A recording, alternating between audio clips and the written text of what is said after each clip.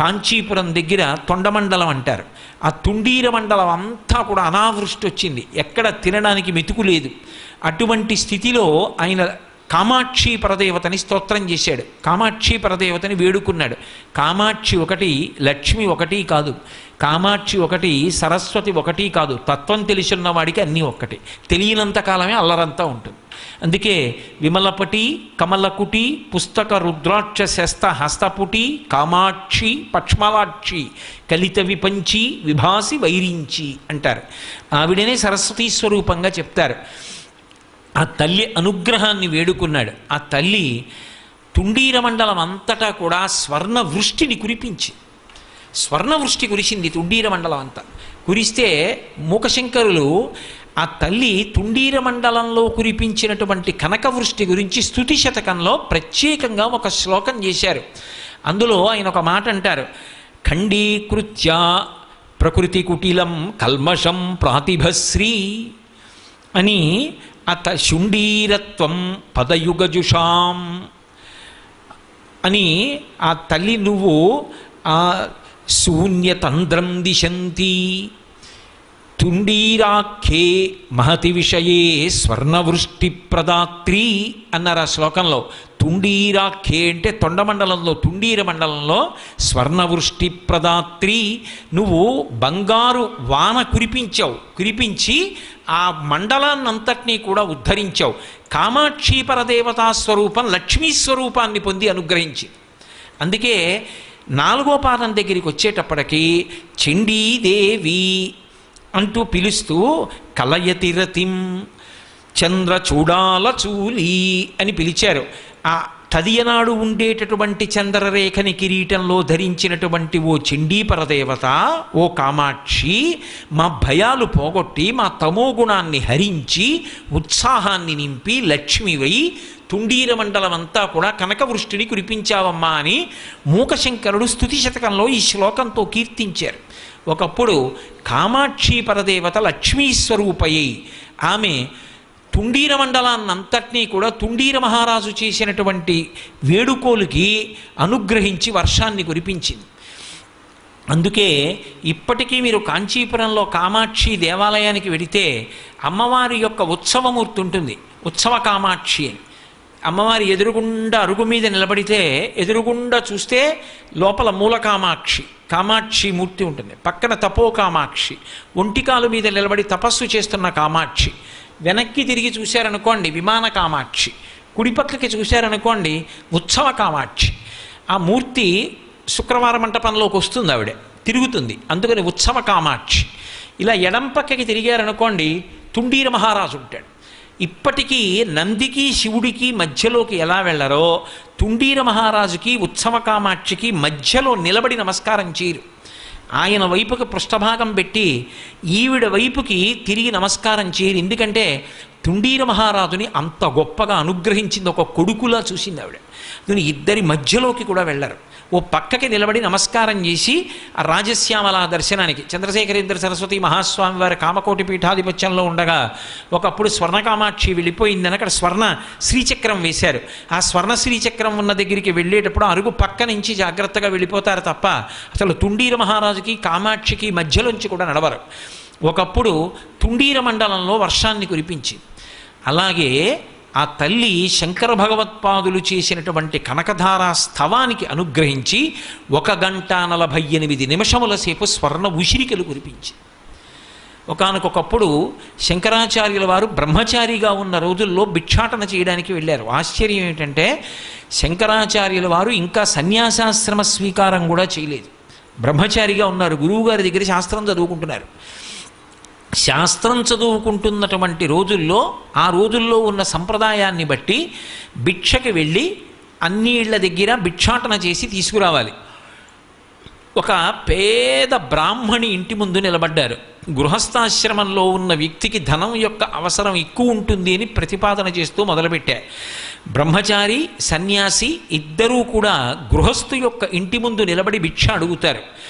అసలు గృహస్థాశ్రమంలో ఉన్నది ఎందుకు అంటే ప్రధానంగా 3 పనులు చేయడానికి: బ్రహ్మచారికి సన్యాసికి భిక్ష పెట్టడానికి, ఇంటికొచ్చినటువంటి అతిథిని ఆదరించడానికి, 3 రుణములు తీర్చుకోవడానికి.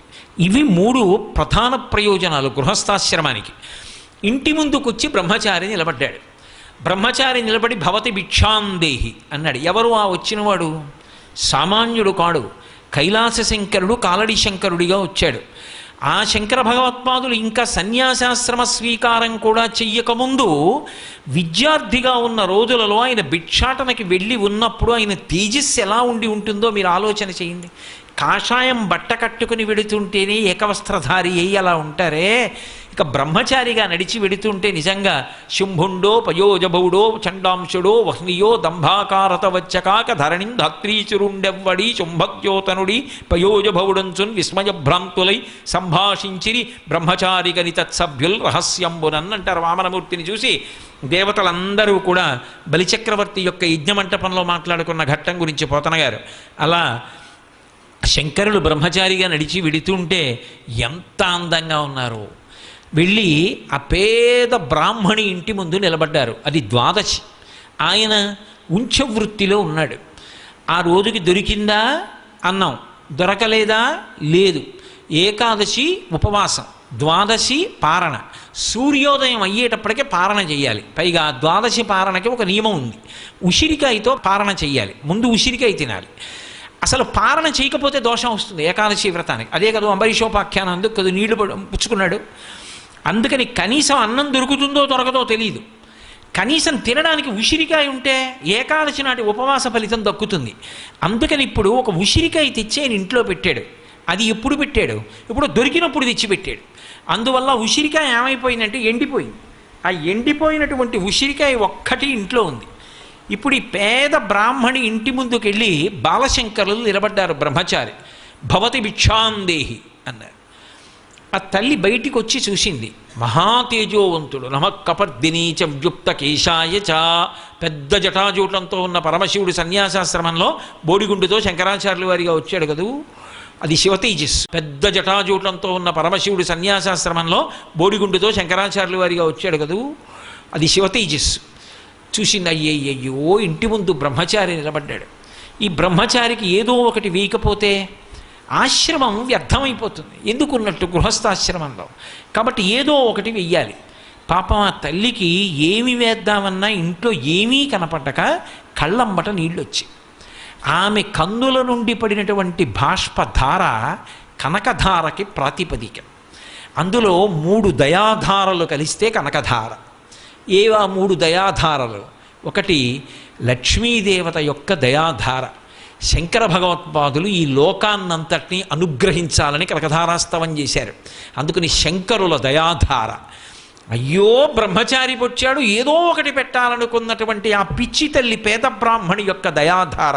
3 ధారల యొక్క పేమిక కనకధార. అప్పుడు ఆ తల్లి కన్నుల నీరు పెట్టుకుంది. అయ్యో, ఏమివ్వడానికి లేదే, ఉన్నదొక్క ఉసిరికాయ. ఇప్పుడు ఆ ఉసిరికాయ కానీ ఇచ్చేస్తే, భర్త రిక్తహస్తాలతో ఇంటికి వస్తే ద్వాదశి పారణ కూడా జరగదు. అయినా బ్రహ్మచారిని రిక్తహస్తాలతో పంపించడం కన్నా ఈ ఉసిరికాయ అతనికి ఇచ్చేయడం మంచిది అనుకుని గబగబా ఉసిరికాయ తెచ్చి ఆయన జోలులో వేసేసి, శంకరులు గమనించారు. ఆమె పేదరికాన్ని, ఆమె కళ్ళలో నీళ్లని చూశారు. వెంటనే ఆయన లక్ష్మీదేవిని ఉద్దేశించి స్తోత్రం చేశారు. వందే వందారు మందారమిందిరానంద కందళం అమందానంద సందోహ బంధురం సింధురాననం అంగం హరేహ పులకభూషణమాశ్రయంతి భృంగాంగణేవ ముకుళాభరణంతమాలం అంగీకృతాఖిల విభూతిరపాంగలీలా మాంగల్యదాస్తు మమ మంగళదేవతాయాః. అసలు బాలశంకరుల కవితా ప్రౌఢిమ అద్భుతం. లక్ష్మి అంటే చూపులతో కదూ ఆవిడ అనుగ్రహం అంతా. స్తోత్రం అంతా ఆవిడ చూపులి. అసలు ఆ చూపుల మీద శంకరాచార్యుల వారు అసలు 5 సంవత్సరముల వయసున్న పిల్లవాడు ఇంత గాంభీర్యమైనటువంటి స్తోత్రాన్ని ఇంత గొప్పగా ఎలా అల్లాడో, ఎలా చెప్పాడో ఆశ్చర్యంగా ఉంటుంది. శంకరాచార్యుల వారి జీవితంలో వారు చేసిన మొట్టమొదటి స్తోత్రం ఎవరి మీద అంటే లక్ష్మీదేవి మీద చేశారు. ఆయన లక్ష్మీదేవిని ఉద్దేశించి ఆవిడ చూపుల వైభవాన్ని వర్ణిస్తారు. అస్తమానం ఏదో అమ్మ నీ చూపు దరిద్రాన్ని పోగొడుతుంది, నీ చూపు దరిద్రాన్ని పోగొడుతుంది అంతేకాదు, ఒక్కొక్క శ్లోకంలో ఆయన వర్ణించినటువంటి తీరు పరమాద్భుతం. ముగ్ధా ముహుర్విదధతి వదనే మురారే ప్రేమత్రపా ప్రణిహితాని గతాగతాని మాలాదృశోర్మధుకరీవ మహోత్పలేయ సామే శ్రియం దిశతు సాగర సంభవాయా అంటారు. ముగ్ధా అని మొదలు పెడతారు. క్షీరసాగర మథనం జరిగినప్పుడు పుట్టినటువంటి లక్ష్మీదేవి గురించి వర్ణిస్తున్నారు. ఆమె పాలసముద్రంలోంచి పైకొచ్చి ఆలోచించిందిట. ఆవిడ ఆలోచించినప్పుడు ఏదో పేర్లు చెప్పలేదు. ఒక ఆయన మెడలో వేస్తే ఐదోతనం ఎప్పుడూ ఉంటుందని చెప్పడం కష్టం. అంటే కాలంలో శాశ్వతంగా ఉండేవాళ్ళు కారు కదా అందరూ. ఒక ఆయనకి దగ్గరగా వెళ్ళడానికి ఉండదు, వేడి ఎక్కువ. ఆ స్వభావం చెప్పడంలోనే మీకు తెలిసిపోతూ ఉంటుంది. ఒక ఆయన ఒక చోట ఉంటాడని నమ్మకం లేదు, చంచలత్వం. ఒక ఆయనకి కామం అధికం. ఇలాంటి వాళ్ళందరికీ ఇల్లాలని అవడం ఏమిటి? అసలు దయకి లాలిత్యానికి స్థానమైనటువంటి వాడు, ఎప్పుడూ కూడా మందబుద్ధి లేనివాడు, నిత్య చైతన్య స్వరూపుడు, ఆర్తులను ఆదుకునేవాడు. ఈయన మెడలో వైజయంతిమాల వేస్తానని తన మెడలో మాల తీసి విష్ణువు యొక్క మెడలో వేసింది ఆవిడ. అప్పుడు ఆ మెడలో వేసినప్పుడు చుట్టూ దేవతలందరూ ఉన్నారు. ఆయనని వరించింది. ఆయన్ని చూడాలని ఉంటుందా ఉండదా? ముగ్ధ అంటే ఇంకా అంత ధైర్యంగా భర్త వంక చూడడానికి సిద్ధపడగలిగినంత స్థితిని పొందినది కాదు. కొత్తగా ఇప్పుడే మెడలో మాల వేసింది, కానీ ఆయన్ని చూడాలని కోరికుంది. స్వతంత్రించి చూస్తే ఇంతమంది చూసి ఎలా చూస్తోందో చూడు, ఇప్పుడు మాల వేసిందో లేదో అంటారు. అందుకని కొంచెం సిగ్గుంది, కానీ చూడకుండా ఉండలేని తనం ఉంది. అందుకని ముగ్ధా ముహుర్విదధతి వదనే మురారే ప్రేమత్రపా ప్రణిహితాని గతా అగతాని. ఆమె ఇలా చూస్తోంది విష్ణువు వంక. కానీ విష్ణువు తనని చూస్తారేమో, ఒకవేళ చూస్తే తాను ఆయనని చూస్తున్నానన్న విషయం ఆయనకి తెలిసిపోతుందేమో. లేదు, చుట్టూ ఉన్న వాళ్ళు ఎలా చూస్తోందో చూడని తను చూస్తున్నానన్న విషయం చూసేస్తారేమో. అందుకని చూసి చూడనట్టు చూసి చూపులు వెనక్కి తీసుకుంటోంది. అవి ఎలా ఉన్నాయంటేట, ఆ చూపు వెళ్ళి ఆయన మీద పడి వెనక్కి వస్తుంటే అవి మాలాదృశోర్ మధుకరీవ మహోత్పలేయ, తుమ్మెదల మాల కట్టినట్టు ఉన్నాయిట ఆ చూపులు. అలా ఆవిడ చూస్తుంటే ఆఖరికి ఆయన చూడకుండా ఎలా ఉంటాడు? ఆయన ఇలా చూశాడు. ఆయన ఈవిడ్ని చూశాడు. ఈవిడ చూస్తోందన్న విషయం ఆయనకి తెలిసిపోయిందని సిగ్గుతో తలంచుకుంది. అబ్బో, లీలాశకుడు కృష్ణకర్ణామృతంలో ఇంకో పరమాద్భుతం చేశాడు. ఇదో రుక్మిణీ కృష్ణులకి వివాహం జరుగుతోంది. మధ్యలో తెరబట్టారు. ఏదో మధ్య మధ్యలో ఆయన గాంభీర్యంగా తలెత్తి ఓసారి అలా అందరి వంక చూసినట్టు చూసి రుక్మిణీదేవి వంక చూస్తున్నాడు. ఆయన కోరిక ఏమిటంటే రుక్మిణీదేవి కూడా తన వంక చూస్తే బాగుండని. ఆవిడ ఇలాగే కూర్చుంది తలంచుకుని. ఆవిడ చూడలేదు. ఎంత పెళ్లి చేయించే బ్రహ్మస్థానంలో ఉన్నవాడైనా ఏదో బడలిక పక్కకి వెళ్ళడం, ఏదో వస్తువు తేవడం ఉండదండి. ఆ బ్రహ్మస్థానంలో ఉన్న ఆయన లేచి అలా వెళ్ళాడు. ఈయనేం చేశాడంటే రుక్మిణి అన్నాడు. ఆవిడ ఇలా తలెత్తాడు. ఇందాకడి నుంచి చూస్తున్నాను, చూడమే ఒక్కసారి కూడా అన్నాడు. ఆవిడంది, నేను ఇలా చూస్తే బాగుండదని మెడలో పతకం వేసుకొని అందులో మీ ప్రతిబింబాన్ని ఇలా చూస్తున్నాను, సిగ్గుతో ఏం తలంచుకోలేదని. వాళ్ళిద్దరి యొక్క గొడుసుతనాన్ని చెప్పాడు లీలాశకుడు. అలా ముగ్ధా ముహుర్విదధతి వదనే మురారే ప్రేమత్రపా ప్రణిహితాని గతా గతాని మాలాదృశోర్మధుకరీవ మహోత్పలేయా సామే శ్రియం దిశతు సాగర సంభవాయా. ఆ చూపు ఉందే అమ్మా, అది శ్రీ మహావిష్ణువుకి సంతోషాన్ని ఇస్తుంది. కాలాంబుదాలి లలితోరసి కైటభారే అంటారు. నల్లగా ఉండేటటువంటి విష్ణువుతో కలిసి ఉన్నప్పుడు మెరుపు తీగలా ఉంటావు. నువ్వు లేనిది ఆయన ఎక్కడ శోభిస్తాడు? అసలుట విచిత్రం ఏమిటంటే, ఆయన చేసినటువంటి సృష్టి రచన అంతా చేసేసి చూపులతో కదు చేస్తాడు. ఆయన ఏం కష్టపడి తాపి మీ స్త్రీలు అన్నీ పట్టుకొచ్చి ఏం చేయడు. అందుకే కదా పోతన గారు భాగవతం ప్రారంభిస్తూ శ్రీకైవల్య పదంబు చేరుటకునై చింతించదన్ లోకరక్షైకారంభకు భక్తపాలన కళా సంరంభకు దానవోద్రేక స్తంభకు కేళిలోల విలస దృగ్జాల సంభూత నానా కంజాత భవాండ కుంభకు మహానందాంగనా ఢింబకున్ అంటారు. కేవలము తన చూపుల చేత సమస్త బ్రహ్మాండములను సృష్టించి, అన్నీ బాగా సృష్టించానా అంటే ఎవరి వంక చూస్తాడంటేట, ఒక్కసారి లక్ష్మీదేవి వంక చూసి ఆవిడ్ని అని అడుగుతాట, ఎలా ఉన్నాయి బ్రహ్మాండాలు, బాగా సృష్టించానా అంటాడు తన చూపుల చేత. ఆవిడ శ్రేయసే మేస్తు భూయ శ్రియై సమస్త చిరదత్విధాన వ్యసనం హరే అంగీకారభిరాలోకై సార్థయన్యై కృతోంజలి. ఆవిడ వంకిలా చూస్తే ఆవిడిలా చూసి అంటే చాలట. సార్థయన్యై కృతోంజలి. అబ్బా, నేను చేసిన పని చాలా బాగుంది. చిత్రం ఏమిటంటే లక్ష్మీదేవి గురించి స్తోత్రం చేస్తున్నప్పుడు చాలా పొంగిపోయేవాడు ఎవరంటేట శ్రీ మహావిష్ణువు. ఆయన కవచాన్ని భేదించడం ఎవరికి సాధ్యం కాదు. రాక్షసులు కూడా ఆయన కవచాన్ని భేదించరు. కానీ 100 కవచాలు కట్టు కూర్చుంటాట. ఎందుకు కూర్చుంటాడంటేట ఏమో ఎప్పుడు ఏ సాధు పురుషుణ్ణి బాధ పెట్టడానికి ఏ రాక్షసుడు వస్తాడో. అకస్మాత్తుగా ప్రహ్లాదుణ్ణి ఏడిరా ఎక్కడున్నాడు విష్ణు అని అడగల హిరణ్యకశిపుడు. అందుకని ఎవరితో యుద్ధానికి వెళ్ళాలో అని 100 కవచాలు కట్టుకుంటాట. ఈ 100 కవచాల్లో ఒక్క కవచం పిట్లిపోయేటట్టుగా చెయ్యగలిగినటువంటి శత్రువు ఉండడు. కానీ 100 కవచాలు పిట్ల కొట్టగలిగిన వాడు ఎవరంటే లక్ష్మీదేవి భక్తుడు పిట్ల కొట్టేస్తాట. ఆయన వలన ఈ 100 కవచాలు బద్దలైపోతాయట. ఎందుకు బద్దలైపోతాయో తెలుసా? శ్రియశ్రీ శ్రీరంగేశయతవచ హృద్యాం భగవతీం శ్రియం తత్వో పుచ్చై ప్రణామ శృణుతరాం దృశౌతే భూయాస్తాం సుఖతరళతారే శ్రవణత పునః హర్షోత్కర్షాత్ స్ఫుటత భుజయో కంచుక శతం అన్నారు. లక్ష్మీదేవి గురించి చెప్తుంటేట ఆవిడ యొక్క గొప్పతనాన్ని చెప్తుంటే అబ్బా మా ఆవిడ ఇంత గొప్పదని సంతోషపడిపోయి ఇలా ఇలా పొంగిపోతుంటే కవచాలన్నీ పిట్లిపోతాయిట. ఆయన కవచాలు పిట్ల కొట్టగలిగిన వాడు ఎవరంటే ఒక్క భక్తుడే. అది కూడా ఎవరు? లక్ష్మీదేవి భక్తుడు విష్ణువు యొక్క 100 కవచములు బద్దలయ్యేట్టు చేయగలడు. అలా ఆయనని కూడా సంతోషపెట్టగలిగిన తల్లి ఎవరంటే ఆ తల్లి ఒక్కతే. ఆమెయే సంతోషపెట్టగలదు. అటువంటి తల్లివి అమ్మా నువ్వు ఈ బ్రాహ్మణి వెనక్కి రండి. శంకర భగవత్పాదులు చేస్తున్న కనకధార.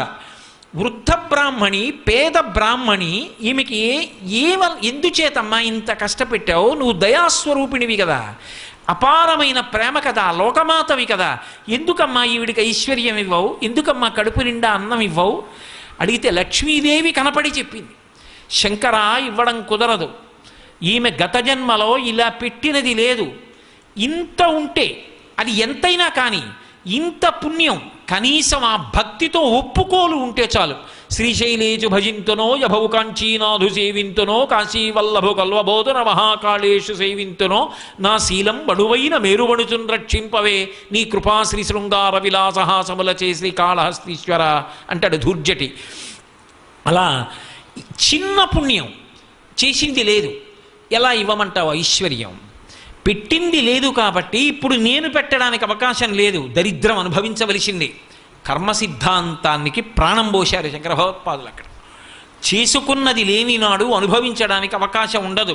ఈ జన్మతో సరికాదుగా, ఈ జీవుడు మళ్ళీ ఇంకో శరీరంలో కెడతాడుగా, అక్కడ భార్య ఉంటుంది, బిడ్డలు ఉంటారుగా, ఇంట్లో ఉన్న వాళ్ళందరితో పాటు వాణ్ణి కూడా లెక్కలో పెట్టుకోవాలిగా.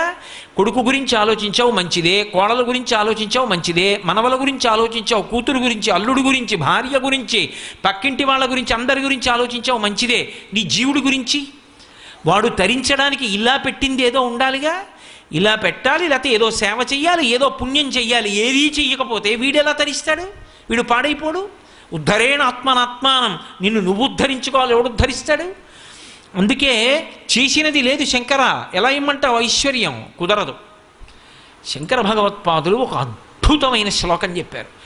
దద్యా దయానుపవనో ద్రవిణాంబుధారా అస్మిన్న కించన విహంగ శిశవిషణ్ణే దుష్కర్మ ఘర్మమపనీయ చిరాయ దూరం నారాయణ ప్రణయినీ నయనాంబువాహ. నిజమేనమ్మా, ఈవిడ దుష్కర్మ చేసింది, మంచి పని చేయలేదు. కానీ నువ్వు నయనాంబువాహ, నీ కంటి చూపు అనేటటువంటి మేఘం చేత, గాలి చేత ఈమె దుష్కర్మ అనేటటువంటి వేడిని దూరంగా తొలగగొట్టి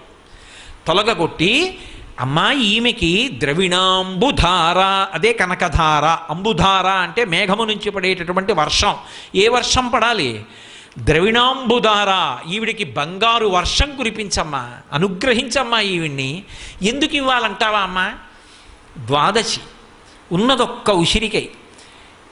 అయ్యో ఇంటి ముందు బ్రహ్మచారి నిలబడ్డాడు అని చెప్పి ఏమీ ఇవ్వకపోతే గృహస్థాశ్రమం యొక్క ప్రధాన ప్రయోజనమే పాడైపోతోందని తెచ్చి నా చేతిలో వేసేసింది కదమ్మా. అంటే శృతి ప్రమాణాన్ని అంగీకరించి తెచ్చి వేసింది కదమ్మా. అంటే నీ ఎందు భక్తి ఉన్నది కదమ్మా. ఎప్పుడో తప్పు చేసిందంటావే, ఇప్పుడు నా చేతిలో వేసిన ఉసిరికాయని అడ్డు పెట్టి ఇవ్వలేవా? పైగా అమ్మ, లోకంలో మమ్మల్ని తల్లి తండ్రి అని పిలుస్తారు. మాకు లక్షణం ఉంది. ఎంత గడుసుతనం అండి శంకరులది. దద్యాదయాను పవనో ద్రవిణాంబుధారా అస్మిన్న కించన విహంగ శిశం విషణ్ణే. ఆమె పక్షి కాదమ్మా, పక్షి పిల్ల అంటున్నారు. అది ఏ పక్షి? సాధక పక్షి. సాధక పక్షికో లక్షణం ఉంటుంది, దానికి కంఠం కింద కన్నం ఉంటుంది. మనం ఎవరమన్నా ఏమన్నా దాని కంఠంలో పోసే ప్రయత్నం చేసామనుకోండి, కంఠంలోంచి కారిపోతుంది. దానికి కడుపు నిండాలంటే ఒకే ఒక్క మార్గం ఉంటుంది, మేఘం వచ్చి మేఘంలోంచి వర్షం పడాలి. పడితే అది ఆకాశంలో ఎగురుతూ వంకరగా తిప్పి తానే పుచ్చుకుంటుంది. పుచ్చుకున్నప్పుడు ఏమవుతుందంటే అది లోపలికి జారుతుంది. అది ఒక్క వర్షధార చేత పోషింపబడాలి తప్ప అది ఏ కారణం చేత కూడా ఇతరులు పోషించడం సాధ్యం కాదు. వాడో వీడో ఇస్తే పోయే దరిద్రం కాదమ్మా, చేసినటువంటి పాపకర్మ పోగొట్టి నువ్వు అనుగ్రహించాలి. అందుకనమ్మా చేసిన తప్పులు మన్నించి అనుగ్రహించమ్మా. అమ్మా, లోకంలో సామాన్యమైన తల్లులు తండ్రులే పిల్ల ఏడిస్తే చూడలేరు ఆకలితో. అది విహంగ శిశం విషణ్ణే. పక్షులకు ఆకలి ఎక్కువ, గంధర్వులకు కామం ఎక్కువ, సర్పములకు భయం ఎక్కువ, రాక్షసులకు కోపం ఎక్కువ. ఒక్కొక్క జాతికి ఒక్కొక్క లక్షణం. పక్షి పిల్ల మరీ ఆకలి ఎక్కువ, అది స్వతంత్రంగా సంపాదించుకోలేదు, తల్లి వెళ్ళి తీసుకొచ్చి పెట్టాలి. ఎవరా తల్లి? నువ్వే. లోకములకు తల్లివి. నువ్వు గతంలో పాపం చేసావు, నీ నోట్లో నేనేం పెట్టాలని నువ్వు భీష్మించి కూర్చుంటే, అమ్మా మేమే పిల్ల ఏడిస్తే పెడతాం, లోకములను కన్న తల్లివి పాపం చేసిందని పెట్టవా? కురిపించమ్మా దయతో. ఎప్పుడో పాపం చేస్తే కోటోదల పారేయమ్మా నీ కంటి చూపుతో. ఒక్క చూపు అనుగ్రహంతో చూడు అంతే. దుష్కర్మ ఘర్మమపనీయ చిరాయ దూరం నారాయణ ప్రణయిని నయనాంబువాహ. నీ కంటి చూపు చేత కురిపించమ్మా ద్రవిణాంబుధార అన్నారు. తల్లి మహాసంతోషాన్ని పొంది 1 గంట 48 నిమిషములు కురిపించేది స్వర్ణవశిరికారు. అప్పుడంది లక్ష్మీదేవి, శంకర నువ్వు అడిగినందుకు నేను వెంటనే ఇవ్వచ్చు. ఎందుకు ఇవ్వలేదో తెలుసా? నేను ఇచ్చేస్తే నువ్వు ఈ స్తోత్రం చెయ్యవు. నువ్వు ఈ స్తోత్రం చెయ్యకపోతే గతంలో చేసిన పాపాలకి ఇప్పుడు కష్టాలు పడుతున్న వాళ్ళు చెయ్యడానికి ఒక స్తోత్రం ఉండదు. కారణజన్ముడివి, నీ నోటి వెంట రావాలి పరమ ప్రామాణికమైన స్తోత్రం. దాన్ని లోకమంతా అనుసంధానం చేసుకోవాలి. నీ నోటి వెంట స్తోత్రం వచ్చేటట్టు చెయ్యడానికే ఇవ్వకుండా బెట్టు చేసి స్తోత్రం చేయించి కనకధార కురిపించానండి. అందుకే మనం నిరంతర ప్రయత్నం దేని కొరకు చెయ్యాలి అంటే, పరమ ప్రేమతో ఆ తల్లి మన వంక చూసుకునేటట్టుగా, మనని చూసేటట్టుగా మనం బ్రతకగలిగితే అదే పాత్రత. దాని చేతనే సమస్తము ఆ తల్లి బిడ్డల పట్ల ఎంత ప్రేమైకమూర్తి అయినటువంటి తల్లో ఆమె భర్త పట్ల అంతటి మహాపతివ్రత.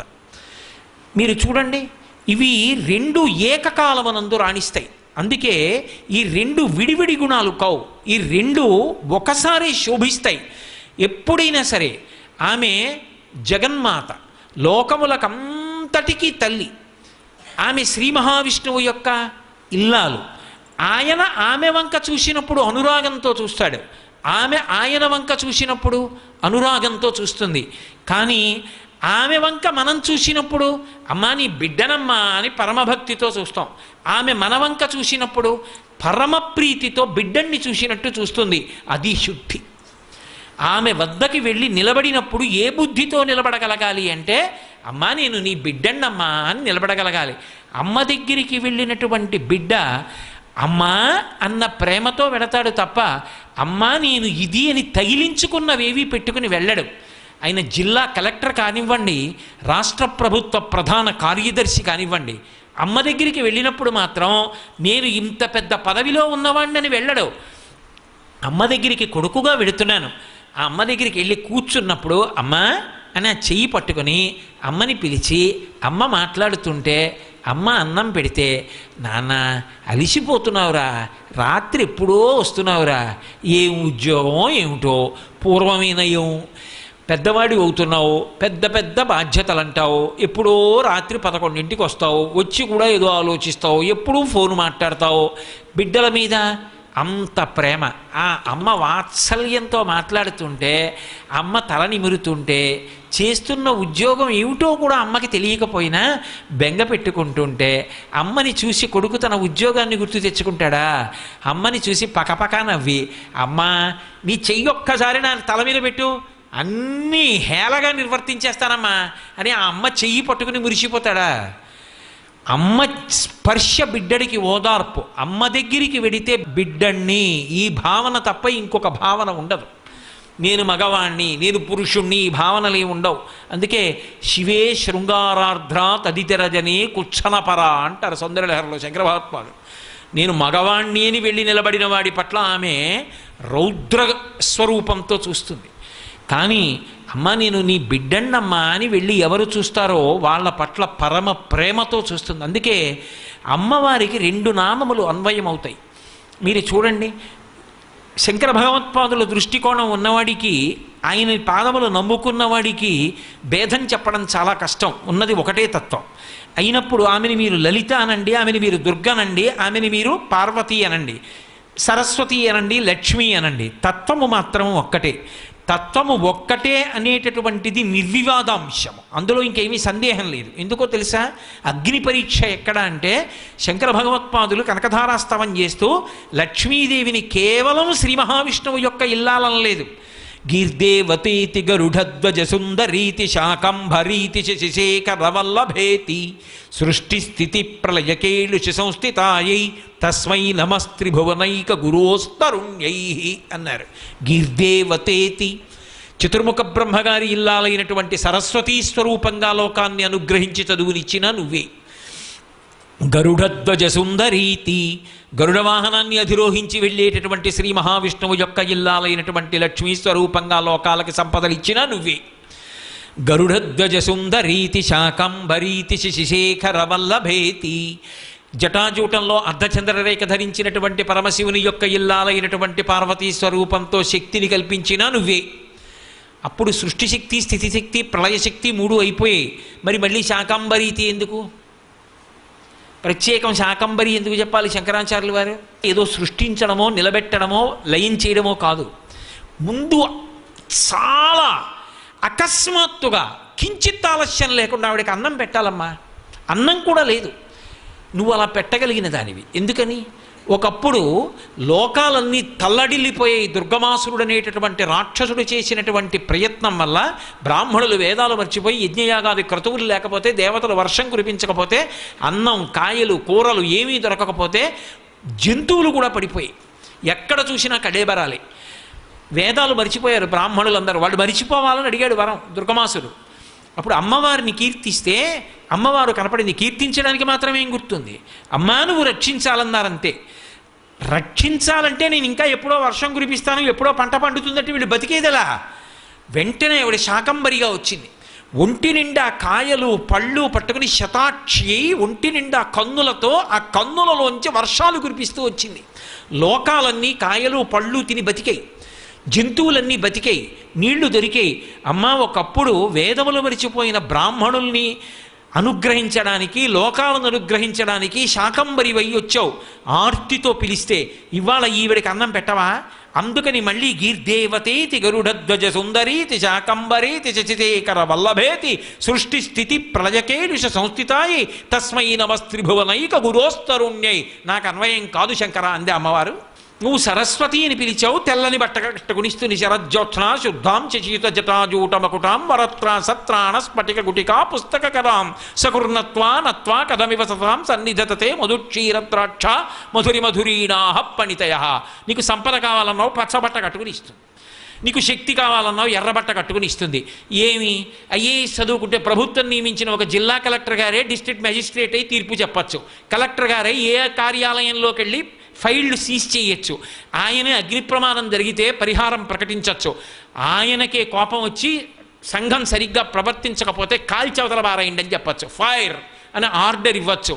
ఇన్ని అధికారాలు ఒక వ్యక్తిలో ఉండి ఆయనే జ్యుడిషియరీ, ఆయనే ఎగ్జిక్యూటివ్, అన్నీ ఆయనలో ఉన్నప్పుడు మనం పెట్టుకున్న వ్యవస్థలోనే జిల్లా కలెక్టర్ గారిలో అన్ని అధికారాలు ఉంటే భగవంతుని యందు అన్ని అధికారములు కేంద్రీకృతమై సంపదనిచ్చినప్పుడు లక్ష్మి, చదువిచ్చినప్పుడు సరస్వతి, శక్తినిచ్చినప్పుడు పార్వతి అయి 3 మూర్తుల సమాహార స్వరూపమై లక్ష్మిగా పేరుతో కీర్తింపబడుతోందని నేనంటే మీకు ఆశ్చర్యం ఎందుకు? శంకర భగవత్పాదుల స్తోత్రానికి లక్ష్మీదేవి అంగీకరించి కనకధార కురిపించాలి. కాబట్టి ఆ తల్లి దయామయి. అందుకే 2 నామముల చేత తత్వము కీర్తింపబడుతుంది. శివకామ సుందరి. నేను ఇందాక అన్నాను కదా, తత్వము మాట్లాడుతున్నాను నేను, పేరు కాదు అక్కడ. శివకామ సుందరి అంటే శివునికి ఇల్లాలు కాబట్టి శివుడు కామంతో చూస్తాడు పార్వతీదేవిని. కానీ మనకి అఖిలాండేశ్వరి, లోకములకు తల్లి. మీరు లక్ష్మీదేవి నామాలు అమరకోశంలో చూడండి. లోకమాత, ఇందిరా అని ఉంటుంది. ఆమె మనందరినీ కన్న తల్లి. ఆమె శ్రీ మహావిష్ణువు యొక్క ఇల్లాలు కాబట్టి వాళ్ళు లోకానికి తల్లిదండ్రులు. అందుకే కాళిదాస మహాకవి వాగర్ధ వివ సంపృక్తౌ వాగర్ధ ప్రతిపత్తయే జగత పితరౌ వందే పార్వతీ పరమేశ్వరవు అన్నాడు. అభేదం పాటించాడు. పార్వతీ పరమేశ్వరవు అని మీరంటే పార్వతీ పరమేశ్వరులు, పార్వతీప రమేశ్వరవు అంటే పార్వతీ పరమేశ్వరులు లక్ష్మీనారాయణులు కూడా. అదేంటంటే పార్వతీప అనొచ్చా అంటే సంస్కృత భాషలో మర్యాద ఉంది. నృప అన్నాను అనుకోండి, నరపతి అని ప అని ఒక్కటి వేస్తే నృప అంటే నరులకు పతి అయిపోయిందా లేదా? పార్వతీప పార్వతీదేవి యొక్క పతి, రమేశ్వరవు రమ అంటే లక్ష్మీదేవి, లక్ష్మీదేవి యొక్క ఈశ్వరుడు శ్రీ మహావిష్ణువు. ఇప్పుడు అందులో పార్వతీ పరమేశ్వరవు అన్నారనుకోండి పార్వతీ పరమేశ్వరులు, పార్వతీప రమేశ్వరవు అన్నారనుకోండి పార్వతీ పరమేశ్వరులు లక్ష్మీనారాయణులు. ఇద్దరుగా ఉన్న ఒక్కటి మనసులో అనుకుని పార్వతీ పరమేశ్వరవు, ఇద్దరికీ నమస్కారం అన్వయమై. కాళిదాసు మహాకవి నిరూపణం చేయలే. కాబట్టి ఆ తల్లి లోకములకొందరినీ కన్న తల్లి. ఆమె యొక్క భర్త పట్ల మహాపతివ్రత. ఆయన గీసిన గీత దాటదు, అనుగమిస్తుంది ఆయన్ని. ఆమె ఏ పని చేసినా ఏ అవతారంలో ఉన్నా ఆయన కీర్తి నిలబెట్టడం ఒక్కటే ఆవిడికి కావాలి. అందుకే మీరు చూడండి, ఇంత సర్వశక్తిమంతురాలై పతివ్రతా ధర్మాన్ని ఎన్నడూ విననాడదు. అందుకే గజ్జె చెప్తే లక్ష్మీ స్తోత్రానికి నిత్యానపాయనీ అంటారు. ఆయనని విడిచిపెట్టి ఉండేటటువంటి లక్షణము కాదు. దాశరథీ శతకం చేస్తూ గోపరాజు గారు శ్రీ రఘురామచారు తులసీదలధామ చమక్షమాది శృంగార గుణాభిరామ త్రిజగన్నుత శౌర్యరమాలలామ దుర్వారక బంధ రక్షత విరామ జగజ్జన కల్మషర్ణవోత్తారక రామ భద్రగిరి దశరథీ కరుణాపయోనిధి అని రామచంద్రమూర్తిని కీర్తించి శ్రీరమ సీతగాక నిజసేవక బృందము వీర వైష్ణవాచార జనంబుగాక విరజానది గౌతమిగాక వికుంఠమున్నారయ భద్రశైల శిఖరగ్రముగాక వసించు చేతనోద్ధారకుడైన విష్ణుడవు దాశరథి కరుణాపయోనిధి అంటాడు. శ్రీరమ సీతగాగా ఆ లక్ష్మీదేవియే సీతమ్మగా వచ్చింది. ఆయన రాముడిగా వస్తే ఆవిడ వెంటనే సీతామహాసాధ్విగా భూమి మీదకు వస్తుంది. అదే స్వామి పరిపూర్ణావతారంగా కృష్ణుడిగా వస్తే ఆవిడ రుక్మిణీదేవిగా వస్తుంది. అందుకే రుక్మిణీ కళ్యాణం పూర్తి చేస్తూ పోతన గారు అంటారు, అనఘ ఆదిలక్ష్మి అయిన రుక్మిణితోడ క్రీడ సల్పుచున్న కృష్ణు చూచి పట్టణంబులోని ప్రజలుల్లసిల్లిరి ప్రీతులగుచు ముక్త భీతులగుచు అంటారు. ఆ అనగా ఆదిలక్ష్మి అయిన రుక్మిణితోడ, ఆదిలక్ష్మి అయినటువంటి రుక్మిణితో పరిపూర్ణావతారమైనటువంటి కృష్ణ భగవానుడు కలిసి కూర్చునుంటే లోకములలో ఉండేటటువంటి భీతి అంతా పోయి ఆ లక్ష్మీనారాయణులు పరిపాలనలో కూర్చునుంటే అందరూ సుఖ సంతోషములను పొందారు. శ్రీమన్నారాయణుడు అయ్యాడు. కాబట్టి ఆమె ఆయనను విడిచిపెట్టదు, ఎప్పుడూ అనుగమిస్తుంది. ఎంత అనుగమిస్తుందో తెలుసా? అందులో చమత్కారం ఉంది. ఆయన బ్రహ్మచారిగా వస్తే అప్పుడు అనుగమిస్తుందా? బ్రహ్మచారికి పక్కన భార్య ఎలా ఉంటుంది? ఒకప్పుడు వామనమూర్తిగా వచ్చాడు, వామనమూర్తిగా వచ్చినప్పుడు పక్కన భార్య ఎలా ఉంటుంది? కానీ ఆయన వామనమూర్తిగా వెళ్ళాడు కదా అని ఆవిడ నమస్కారం చేయకుండా ఉండదు. ఇప్పుడు బ్రహ్మచారిగా అవతారం, కానీ తత్వత ఆయన విష్ణువు నిత్యానపాయని వదలదు. వామనమూర్తి పాదాన్ని చాపితే కడిగి దానం చేయాలి. రమ్మా మానవ కొత్తమ లెమ్మా నీ వంచి లేదనకిత్తున్ చెమ్మ అడుగుల ఇటురా నిమ్మా కడుగంగవలయు నీటికి తడయం. బంగారు పళ్ళెంలో పాదాలు పెట్టబోయి కడుగుతానన్నాడు. ఆ పాదం పెడితే వింజావడి నీళ్లు పోస్తుంటే కాళ్ళు కడుగుతుంటే ఆ బ్రహ్మచారిగా వచ్చినటువంటి వామనమూర్తి యొక్క పాదం మీద లక్ష్మీదేవి యొక్క లలాటమునందుండేటటువంటి కస్తూరి తిలకపు ముద్ర కనబడింది అని చెప్పారు పోతన గారు. మరి బ్రహ్మచారిగా ఉన్నటువంటి వామనమూర్తి పాదం మీద లక్ష్మీదేవి లలాటమునందున్న కస్తూరి తిలకం ఎలా వస్తుంది అంటే ఆ తల్లి మహాపతివ్రత ప్రతిరోజు మోకాళ్ళ మీద వంగి శ్రీ మహావిష్ణువు యొక్క పాదములకు నమస్కరించినప్పుడు ఆమె లలాటమనందున్నటువంటి బొట్టు ఆయన పాదములకు ముద్రగా పడుతుంది. కాబట్టి ఆయన బ్రహ్మచారిగా ఉన్నాడని అనుగమించడం మానదు. ఆయన ఎక్కడ ఉండనివ్వండి ఆయన అనుగమిస్తుంది. అసలు ఆయన శక్తి స్వరూపమే కదండి, ఆయన తేజస్సే ఆవిడ. శివశక్త్యాయుక్తో ఇది భవతి శక్త ప్రభవితం నచే దేవం దేవో నఖలు కుశల స్పందితుమపి అతస్వామారాధ్యాం హరిహర విరించాదిభిరతి ప్రణంతుం స్తోతుం వా కథమకృత పుణ్య ప్రభవతి అంటారు శంకరులు సౌందర్యలహరి ప్రారంభంలోనే.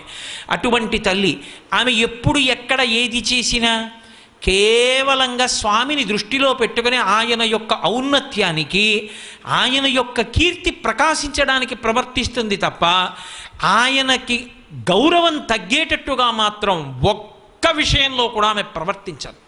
అంతటి మహాపతివ్రత, లోకములకు ఆదర్శనీయమైనటువంటి మహిళగా నిలబడేటటువంటి ప్రథమ మహిళ ఎవరు అంటే లక్ష్మీదేవి.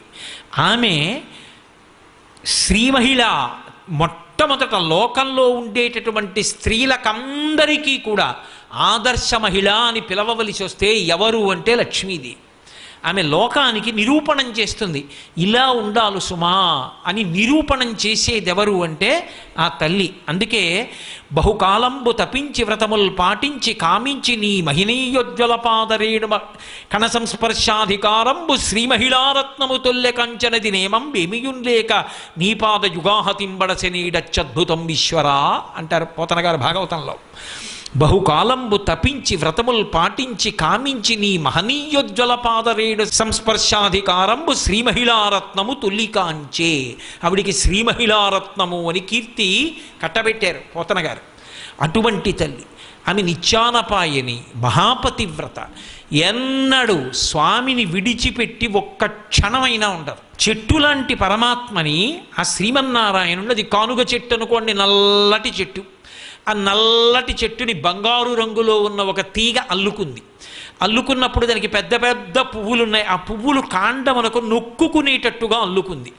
అలా నువ్వు మాకు ఎలా దర్శనమివ్వాలంటే అనుకలతను కాండాలింగనారంభశుంభత్ ప్రతిదిశభుజ శాఖా శ్రీసఖానోకహర్ది స్తననయనగుళుచ్ఛస్పార పుష్పద్విరేఫ రచయితుమయి లక్ష్మీ కల్పవల్లీ కటాక్షాన్.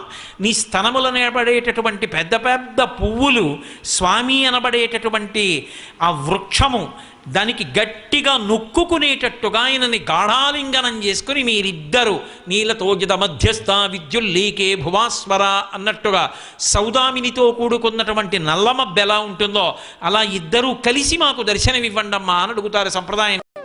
మనం ఇప్పుడు ఉపాసన చేసినా అమ్మవారితో కలిసి ఉన్న అయ్యవారిని ఉపాసన చేస్తాం తప్ప ఒక్కడిని ఉపాసన చెయ్యం. శంకరులు కూడా అందుకే శివానందలహరి చేస్తూ శివస్వరూపాన్ని చెప్పినప్పుడు సంధ్యారంభ విజృంభితం శృతిశిరస్థానాంతరాధిష్ఠితం సప్రేమ భ్రమరాభిరామసకృచ్ఛద్వాసనాశోభితం భోగీంద్రాభరణం సమస్త సుమన పూజ్యం గుణావిష్కృతం సేవే శ్రీగిరిమల్లికార్జున మహాలింగం శివాలింగితం అంటారు. అర్జున వృక్షం తెల్లమద్ది చెట్టుతో శివుణ్ణి పోలుస్తారు. తెల్లమద్ది చెట్టుకి మల్లెతీగ అల్లుకుంటే, ఎందుకంటే సంధ్యారంభ విజృంభితం, మల్లెతీగ సాయంకాలం వేళ బాగా పుష్పిస్తుంది, అప్పుడు విచ్చుకుంటాయి మల్లెపూలు. సాయంకాలం వేళ విచ్చుకునేటటువంటి మల్లె పువ్వులలో ఉన్నటువంటి మల్లెతీగ తెల్లని అర్జున వృక్షానికి మద్ది చెట్టుకి చుట్టుకుంటే ఎలా ఉంటుందో అలా పార్వతీదేవి చేత గాఢముగా లింగనము చేయబడినటువంటి పరమశివస్వరూపము మా కన్నుల ఎదుట సాక్షాత్కరించుగాక అని ప్రార్థన చేస్తారు.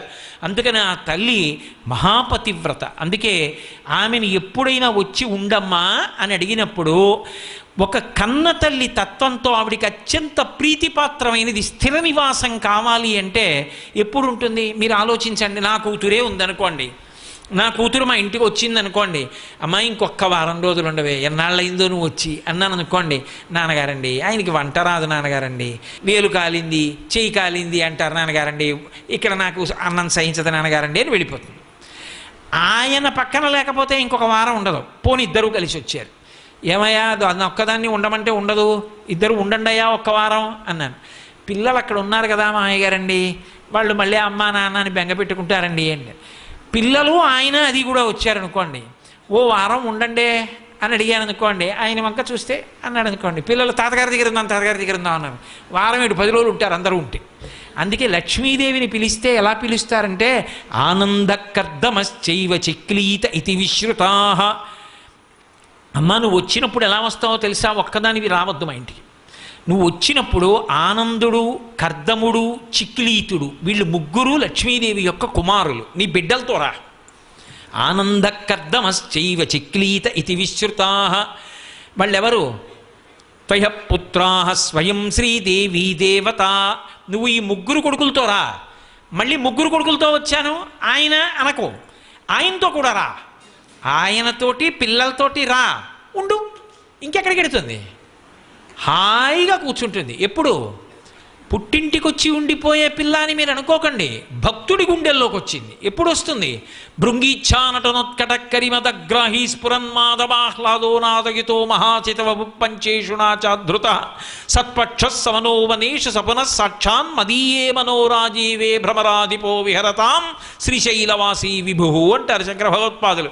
ఇక్కడ భక్తి అన్న మకరందం ఉందనుకోండి, అది పుట్టినిల్లు కాదు, భక్తుడి యొక్క గుండె అది నివాసం చేసుకుని లక్ష్మీనారాయణులు బిడ్డలతో కలిసి వచ్చి కూర్చుంటారు. ఇక అక్కడ కూర్చుంటే ఇంకెందుకు పెడతారు? అందుకని అమ్మ నువ్వు ఒక్కదానివి రాకు. ఆనందకర్దమశ్చైవ చిక్లీత ఇతి విశ్రుతా, నీ బిడ్డలతో రా, స్వామితో రా, వచ్చి ఉండు అని పిలుస్తారు.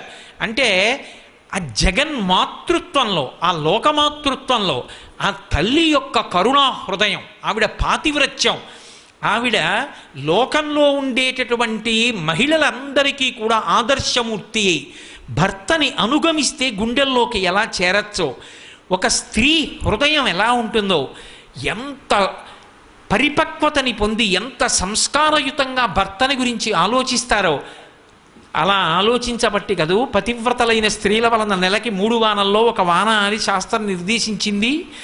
అది ఆ తల్లి యొక్క వైభవం, లక్ష్మీ తత్వం. అందుకే ఎక్కడ లక్ష్మీదేవి ఉంటుంది అంటే ఎక్కడ భార్యాభర్తలు పిల్లలు పరమ ప్రేమగా ఉంటారో, కర్తవ్యత నిష్ఠతో ఉంటారో, ఆ తల్లిని తండ్రిని చూసేటప్పటికే ఆదర్శం కావాలి. ఒక్కటే పరీక్ష, ఈ పని చేస్తే మా నాన్నగారు ముఖం చూస్తారా, మా నాన్నగారు ఒప్పుకుంటారా? ఒప్పుకోరు. కొడుకు సంధ్యావందనం ఊళ్ళో వాళ్ళ కోసం కాదు చేయవలసింది, నాన్నగారు సంధ్యావందనం చేయకపోతే ఒప్పుకుంటారా? పంచె కట్టుకోవడం రాకపోతే నాన్నగారు ఒప్పుకుంటారా? ఎవరి కోసం కట్టుకోవాలి అంటే నాన్నగారు చెప్పక్కర్లేదు, నాన్నగారు ఒప్పుకోరు. అది దేని చేత? నాన్నగారు అలా బ్రతుకుతారు కాబట్టి నాన్నగారు ఎలా బ్రతికారో నేను అలా బ్రతకాలి అంతే. నాన్నగారు ఎలా బ్రతకాలో అలా బ్రతకాలన్నది పిల్లలకు వచ్చేస్తుంది.